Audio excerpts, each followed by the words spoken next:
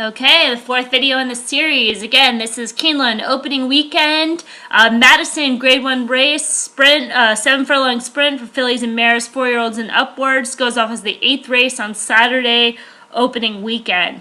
So this fourth video, final video in this series, we're going to look at form. I have Optics Grid pulled up here. And right away, I just want to kind of look at recency, right? Because if we're looking at form, we want to see like the most current form coming into the race. So I'm going to use my race in the last 45-day filter. Really simple. Just kind of see, any recent notes that are just kind of jumping up in the form line, see where these horses are. B+ race, close fall off. We've got some recent form here on this race. So just kind of want to look through the notes and again see where these horses are. B+ in an overnight stake race, a B in an overnight stake race. We have a B here. This is in a grade 3 wide, and then other. Other means it's just something we don't have a keyword for, so you just scroll over the I. Tells us that it was pouring rain during the race, so kind of take that into consideration. Couple B's here, a little bit of negative, right? We've got flow and flow, and we'll dig into that as we go horse by horse. So that's just kind of the first step that I'll do. Again, this is your personal handicapping preference, so feel free to just kind of see what factors are important to you. We'll get a little bit wider sample. So I'm going to look at races going back to the beginning of 2016. That should give us a really broad look at these horses, right? Anything past that, again, since we're looking at form, just kind of, as far as I'm concerned, it can kind of go away, right? Because we want to see where they are recent. And again, I'm going to shorten this down. We'll look at one-turn races. So I'm going to include the 8 furlong races using the less than or equal to 8. Kind of eliminate some of the races there. And then I might even, let's take it one step further. Since we have our speed figure range, let's look at races that are only races that can fit, okay? So yeah, let's kind of dig into there. Again, this is kind of my personal. I just want to cut out some of the noise, but whatever factors you want to look at, we can go from there. So we'll go. Let's go horse by horse. So we'll start numerical. Number 1, paid up subscriber. Just off recency, we don't have any graded stake races, and speed figure, since we want greater than 88.90 is a little short. Even those are both B's. So winning races. We know from this horse in looking at the plot from the first one, she's kind of got 2 options as far as running style. At surface and distance, sort of a mid-pack closer type running style. And then her standard is capable to sit on the lead. And I think that's important when you're looking at a horse from the rail. One of those 2 scenarios. And her running style as far as the RPM likes to be on or near the lead. So if they decide to go from the rail, I'm not crazy about that trip, even though the quad stat doesn't mind. We can get a winner. It's a square, so that's positive from quadrant 3. Just as far as pace, at the first call should be on the lead. We've got her in orange here. But once we get to the second call, kind of moves to mid-pack. So we have that keyword no keep. I can kind of almost see that happening. I'm not as crazy about it if they kind of take her back and make a run possible, since I sort of prefer that trip. Kind of sitting mid-pack, maybe is able to save ground and then finish in the lane. Questions here are going to be speed, whether this distance is ideal. Maybe she wants a little bit longer. Kind of, we're getting a barn change to Chad Brown, and she's coming off that 181-day layoff with Rosario and sitting in the spot at 7 furlongs. Just kind of reminds me of Wavell Avenue a little bit. I don't want to go quite that far, but just sort of has some of those familiar looks. So they might try to go from off the pace and kind of that similar type running style. Chad Brown does have 2 horses in here, so it'll be kind of interesting as we go through horse by horse. Let's just move on to the number 2, close fall off. Has a B- in grade stake races. Speed figure wise, absolutely fits, right? 97 to 103. Competitive at this distance. Pace-wise, positives in quadrant 2, looking for a horse that's got some kind of tactical speed. I don't think that the circles in quadrant 2 are negative, but let's just kind of go back and check. We on surface distance here. Not great on standard, surface distance. A little bit more positive, 7 wins and 54, so 13%.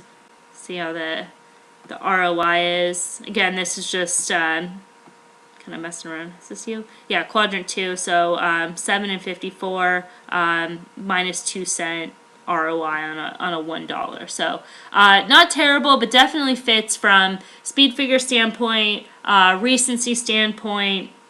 So there's some positive factors with the 2 here. Let's move on to the number 3, Cath Ballou.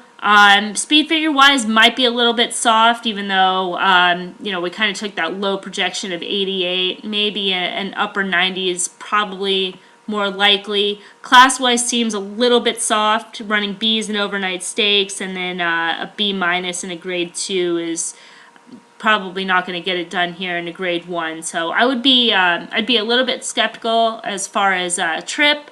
In quadrant 1, so that is positive being a square. I think that changes a little bit once we go to standard. So maybe a threat from moves to a circle, so still not terrible. From a pace perspective, that's going to be her biggest asset. I would just question whether she's good enough. Kind of be in the right spot, and then maybe class and speed will kind of get to her in those late stages. Go to the number 4, Constellation. So class standpoint, absolutely B plus, A minus. Speed figures are on point, so a lot to like here. 3 for 3, kind of sprint distance in the last year. So current form stands up, class stands up, speed figure stands up. Look over at the plot. Trip wise, she's circle in quadrant 1. Look at surface. All right, we'll go to distance. Looking at distance, I don't think she has any turf races, so it shouldn't matter. About the same. So trip-wise, positive. If she was a square, that would be kind of a standout. That'd probably be the only knock. But circles, go back to standard. Let's go to win percentage. Quadrant 1 square. Where are we? No, we need quadrant 1 circle. Win place, almost 12%. Even though it's kind of a pink on the heat map. 12% wins, 23 wins, and 195 starts. Let's go serve distance, win percentage. Again, a little bit lighter pink, about the same, 11%, 19 wins out of 169. So, not terrible, not a standout. If there's any knocks, that would be it, but she seems to fit on those other categories. We'll move on to number 5, High Ridge Road. Current form looks good. B plus, B plus. Speed figures definitely fit. Running style, this horse is going to be coming from off the pace. We got the 5 here. I think she actually looks a little bit better on standard. I think that was a really positive square in quadrant 2. Yeah, so that was a... We'll go standard, win percentage, square in quadrant 2. Remember from the first video, very positive, 18 wins and 86 starts, almost 21% on there. A lot to like on that horse, speed figure wise. Sometimes I've noticed, it's just kind of a personal thing, sometimes those laurel races come up high, and that's why grades are important. So B plus at grade 2. I think this horse is a contender. Lot to like on there, figure-wise. Move on to the number 6. This is a 3-1 morning line favorite. A lot of these horses are kind of in that same range, right? 3-1, 7-2, 4-1. So from a betting perspective, I think watching the board is going to be important in a race like this. Again, there's things to like on a few of these horses, so making the right decision watching the board will be important. All right, so kind of knocking her from the class video is maybe she's best at those grade 3 races. In a grade 1, B minus, probably needs a B to win. That would be kind of the one knock. Otherwise, I mean, super consistent, lights up here in these races. 5 wins in a sprint distance and 9 starts. So, fits speed figure wise. Class wise is a little bit of a question. This is the other horse that's getting a trainer change to Chad Brown. I think this horse was recently purchased for Juddmonte here. Yeah, one of the two for Chad Brown. Pressure Closer, but she's a square in quadrant 1. That's a little bit interesting. As far as like running style not matching up with the plot. So that might be a negative. Wonder why that is. Let's kind of look at the running lines here. Yeah, seems to be better off the pace. So yeah, it's kind of interesting. I think that's important to kind of, once you dig in here, to look at the running lines, look at the trip notes. She does have some BOS, breaks sharp, so that could be a factor. Some of these 6 furlongs probably contributing as well. 7 furlong races seems to be a little bit more closer to the pace, so I guess that would make sense on the plot given today's distance. Number 7 horse, a little bit on the softer side. Does have that 199 again, overnight stake. It looks like it's a restricted state bred. B plus race. Last race here, this was in a grade 2.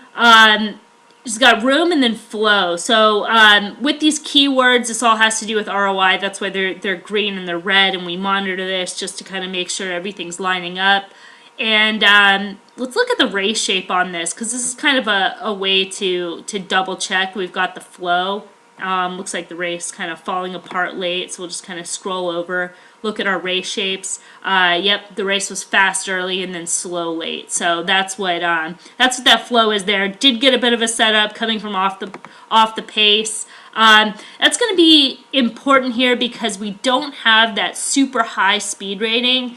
Her being where are we at here? The 7 here. So a small circle in quadrant 7, probably not going to get that same type of pace scenario in order to be able to run into. So I would say from a trip and even a class standpoint, a little bit on the softer side. Seems like one of the longer prices in the field.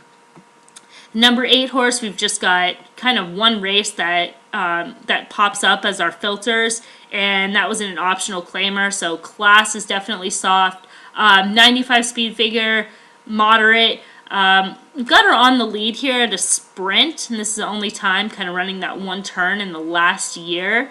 And the plot doesn't seem to match up because she's a circle down in quadrant 4. So while these horses have a big ROI, you would expect a big price on her. Not a high percentage win spot from there, and seems to be a little bit short on class, and surface distance has some issues as well. So one of the longer shots in the field, very likely. All right, the number 9. So outside horse. From a distance standpoint, at one turn, seems very consistent. So they're moving up in class. Anything graded stake races here, moving up in class, surface distance specialist. Figures are a little bit soft. So sometimes these horses, people kind of gives a wise guy impression because you're looking at surface distance. So not impossible. She does prefer that. Has to improve. Even though it's on the low side in here, class doesn't seem to match up along with speed figure. We'll kind of look at trip. Click back over. A square in quadrant 4. Again, squares weren't terrible. We're on surface distance. We're on standard. So squares in quadrant 4, not great. 13.2, 25 wins, 109 starts. Seemed to be one of the longer prices. Again, not impossible, but you would be wanting to watch the board on a horse like this. Okay, so that's just kind of a quick overview of form. These 4 videos kind of go together as far as our handicapping overall. Seems like a race that's quite competitive, few different ways to go, one to watch the board, and likely to find an overlay. All right, good luck on Saturday. We'll be recording the Santa Anita Derby with Scott Shapiro a little bit later, and that'll be posted this morning. All right, good luck this weekend.